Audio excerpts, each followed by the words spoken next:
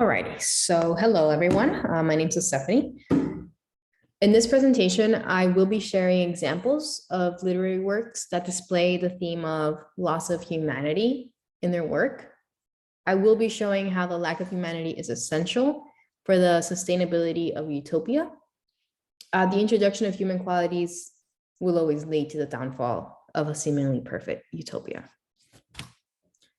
So let's start off with what I mean by loss of humanity. So I use this term, or I'm going to use this term as an umbrella term to speak of the human traits and characteristics that make people people. These characteristics can be good. For example, we are curious, we're intelligent, we critical think, we experience emotions like love and empathy, but they can also be bad. For example, we're greedy, we're selfish, we're envious, we lie, we get angry, etc. So for a utopia to be built and for a utopia to last, these human traits have to be removed or limited in such a way. So the first book or work of literature that I want to talk about is the book of Genesis. So the book of Genesis presents the Garden of Eden as a utopia. Here is where Adam and Eve would live their lives. It acted as a sanctuary for humankind. Adam and Eve were very happy. They weren't exactly, free. They weren't happy because they were free. They were happy because they were set for life. They had, all the food. They live in a utopia. I mean, you can kind of see from this picture, fruits on the trees, and it's very green and stuff. So like I said, they weren't free to do as they wish. God gives Adam and Eve an order not to eat an apple from the tree in the middle of the garden. That was the limitation of their freedom. That was the limitation that God gave them.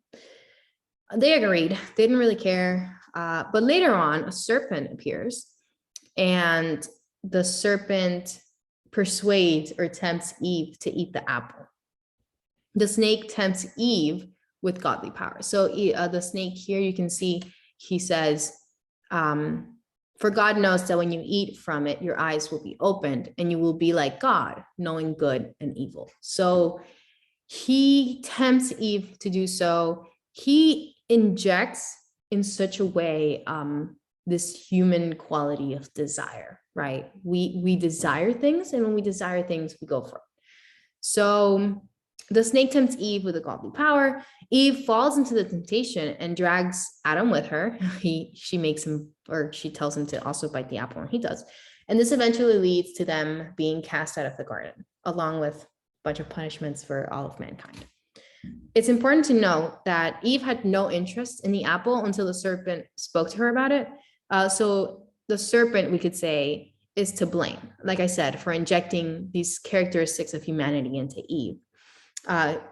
Curiosity, gullibility, desire, and temptation lead to disobedience of God, and eventually leads to the garden's collapse, or not the garden's collapse, but then being casted out of the garden, which I will consider as the garden's collapse. So we can see, and this isn't really, well, we can see that there couldn't be human traits in this utopia in order for it to be a utopia. And then when these human traits were injected by the serpent or whatever, it led to a collapse. It led to a downfall. It led to them being casted out. There is no place for human traits, or for human error, I guess, or for human greed or desire in a utopia. And so that's what this shows. And that's what I want to show you guys to spot that also. So then the next book is The Giver by Lewis Lowry. So the society in which The Giver takes place is a society that is reconstructed after an event called the Ruins. This new society has no climate, has no color, has no terrain, and it has no memory of the past. So memories were wiped out of previous civilization. But more importantly, it eradicates emotional depth. It eradicates feelings. The members of the society, they can't feel emotions. They can't feel love or joy. So The Giver presents this perfect society. It's well structured with rules and harmony. The main character of the book, Jonas, starts training for his new role. And in the society, there's a role called receiver of memory, which is the one person that holds all of the memories of the past. He holds them, and then everybody, or not everybody, but the elders and the council people seek guidance in him because he has all this knowledge from the past. So when he begins to train for this receiver of memory, he begins to see just how messed up the society that he lives in is. And he begins to understand concepts that his family and his friends don't understand, like death, love, happiness, etc., through these memories of the past. He also learns about anger, pain, and heartbreak, and all the negative emotions. From the movie, or actually, before I say that, I wanted to say that Jonas breaks the mold by becoming more human. So in other words, by having this humanity injected in him that he did not have before, right? He had a loss of humanity, and now that he had all these memories and all this knowledge, that humanity was kind of injected back into him. So he broke the mold rather than just being a standard member of society. So he begins to lie, and then he influences his friends to lie also. His love interest in the film, he makes her not take this medication that is the one that's suppressing all these emotions, right? And all these feelings.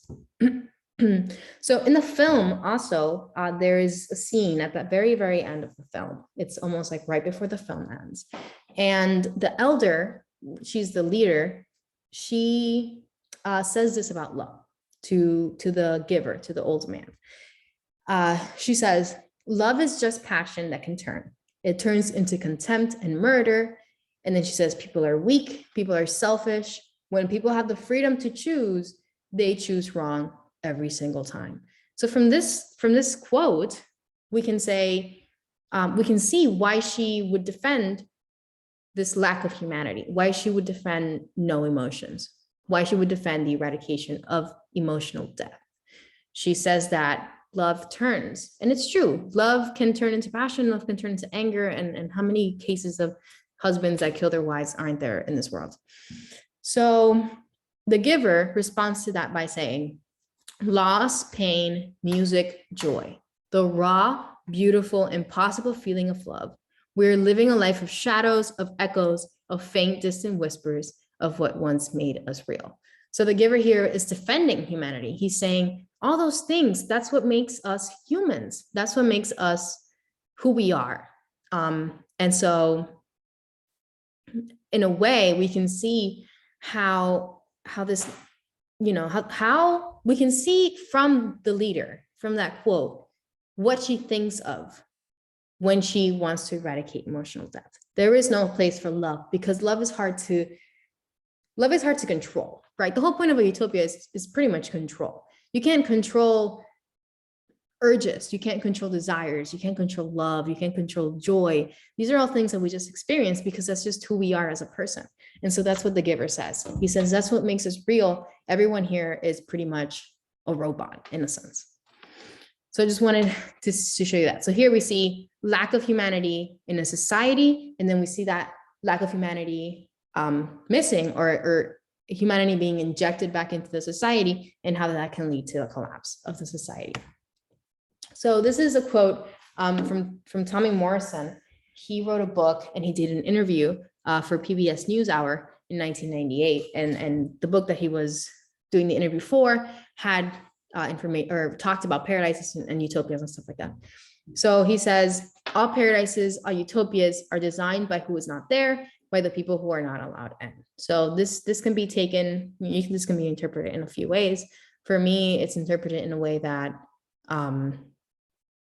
that utopias aren't a place for creative people or for people to have emotions. So people that make utopias, people that have the intelligence or don't, whatever, they're usually not allowed in. There's no creativity allowed in a utopia. So I hope that you guys got something from that, and I hope that I was clear with the message that I was trying to get across. As you go through more works of literature in regards to utopias, I hope you guys find this theme popping up, because it usually is always present. So thank you so much. And yeah.